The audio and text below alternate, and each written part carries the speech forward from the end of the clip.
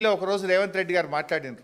ఏమన్నాడంటే July 29, 2024 July 29, 2024 నాడు అసెంబ్లీలో మాట్లాడుతూ రేవంత్ రెడ్డి ఏమంటాడంటే, అరే మార్కెట్లో 5 రూపాయలకే కరెంట్ దొరుకుతుంది, మేము ఎన్టీపీసీ దగ్గర 8 రూపాయలకు 9 రూపాయలకు ఎందుకు కొనాలి, మేము కొనం, ఇదంతా దండగా అని మాట్లాడి. ఆ విషయం ఎందుకు చర్చ వచ్చిందంటే, ఇందాక నేను చెప్పినట్టు రాష్ట్ర విభజన చట్టంలో భాగంగా NTPC thermal power plant Telangana కోసమే కట్టింది ఎక్స్క్లూజివ్. ఆడ బోర్డు కూడా పెట్టిండ్రు.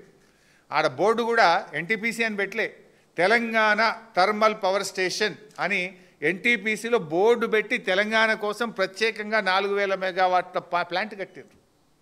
అరే మేము రెడీ అయింది, మా పని స్టార్ట్ అయింది, పీపీఏ చేసుకోండి అంటే రేవంత్ రెడ్డి మాకు వద్దు థర్మల్ పవర్ ప్లాంట్ అన్నాడు. మాకు థర్మల్ పవర్ వద్దు, నువ్వు ఎన్టీపీసీలో 7 రూపాయలు 6 రూపాయలు అంటుండ్రు, మాకు 4 రూపాయలకే దొరుకుతుంది బయట అన్నాడు. ఒకసారి ఆ వీడియో చూద్దాం. ఇవాళ మార్కెట్లో 5 రూపాయలు 30 పైసలకు మాకు విద్యుత్ ఒప్పందాలు జరుగుతున్నాయి, విద్యుత్ దొరుకుతుంది అధ్యక్ష. వాళ్ళు ఈరోజు పని ప్రారంభిస్తే ఒక 6 సంవత్సరాలు 4 నుంచి 5 సంవత్సరాలు పడుతుంది అధ్యక్ష వాళ్ళ ప్రాజెక్టు పూర్తి కావడానికి. ఆ రోజుకు ఈ ప్రొడక్షన్ కాస్ట్ మొత్తం లెక్కేస్తే 8 నుంచి 9 రూపాయలు పర్ యూనిట్ ఈరోజు ఒప్పందం చేస్తే పడుతుంది. ఇప్పుడు ఏమన్నారు ఎన్టీపీసీ వాళ్ళు 7 రూపాయలు అంటుండ్రు, కట్టుడు అయిపోయే వరకు ఇంకా పెరిగి 8 రూపాయలు అవుతుంది అంటుండ్రు. మరి రామగుండంలో మీరు ప్రతిపాదించిన పవర్ ప్లాంటు 800 మెగావాట్లకు 10,880 కోట్లు అవుతుందని నిన్న డిపిఆర్ క్యాబినెట్ ముందు పెట్టిండ్రు. 800 మెగావాట్లకు 10,880 రూపాయలు అవుతుందని పెట్టారు. ఒక యూనిట్కి ఎంత అవుతుంది అంటే 8 రూపాయలు ఖర్చు అవుతుందని పెట్టిండ్రు. ఒక యూనిట్కి 8 రూపాయలు అవుతుంది. ఈ 800 మెగావాట్లు కట్టడానికి 10,880 కోట్లు కావాలి అన్నారు. నిజం రేవంత్ రెడ్డి మాటల్లోనే ఇది పూర్తి కావాలంటే 5-6 ఏళ్ళు పడుతుంది కదా. 5-6 ఏళ్లలో ఈ 10,880 కోట్లు కాస్త పెరిగి 14-15 వేల కోట్లు అవుతుంది కదా. ఇందాక నేను చెప్పిన ఎఫ్జీడీ కావచ్చు, అక్కడ ల్యాండ్ లేదు. ఇప్పుడు ఉన్నది 300 ఎకరాలు మాత్రమే ఉంది రామగుండం పాత ప్లాంట్. 800 పెట్టాలంటే ఇంకో 300 ఎకరాలు జాగ్ కొనాలి, ల్యాండ్ కొనాలి, ఎఫ్జీడీ పెట్టాలి. మీరు ఇంకో 5-6 ఏళ్ళు కట్టే వరకు ఈ 10,880 పోయి 15,000 కోట్ల రూపాయలు అవుతుంది. 15,000 కోట్లు అయితే ఒక యూనిట్ ఎంత అవుతుంది? 10 రూపాయలకు ఒక యూనిట్ కరెంట్ వస్తుంది. మరి 5 రూపాయలకే మార్కెట్లో దొరుకుతుందని అసెంబ్లీలో చెప్పినావు కదా రేవంత్ రెడ్డి.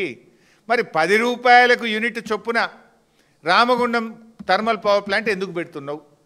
5 రూపాయలకే దొరికేది నువ్వే చెప్పింది నిజమే అయితే, రేపు రామగుండం ప్లాంట్ పెట్టి విద్యుత్ ఉత్పత్తి చేయాలంటే ఒక యూనిట్ కాస్ట్ 10 రూపాయలు అవుతుంది.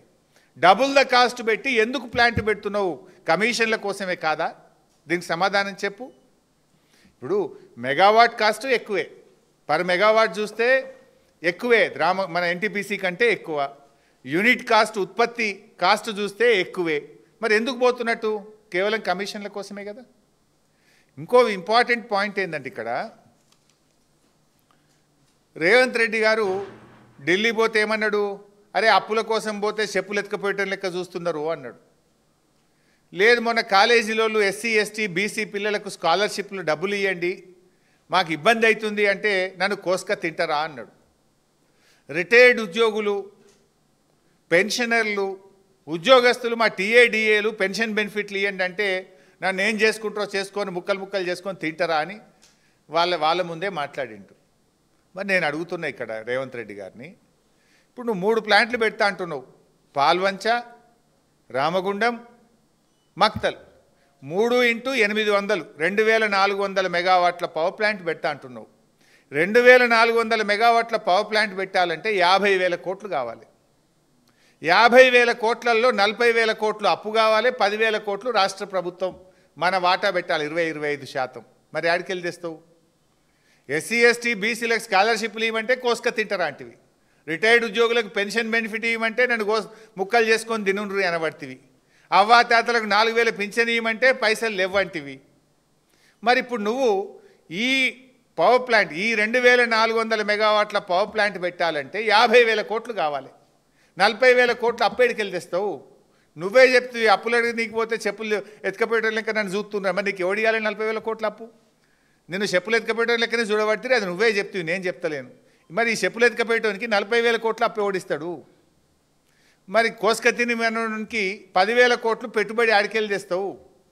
ఇక్కడ పాయింట్ ఏంటంటే, క్రక్స్ ఏంటంటే, రూపాయి అప్పు లేకుండా, రూపాయి పెట్టుబడి లేకుండా ఎన్టీపీసీ 2,400 మెగావాట్ల కరెంటు నేను తయారు చేసిన, తక్కువ ధరకిస్తా, నాతో పీపీఏ చేసుకోండి అని 3 ఉత్తరాలు రాసింది రాష్ట్ర ప్రభుత్వానికి.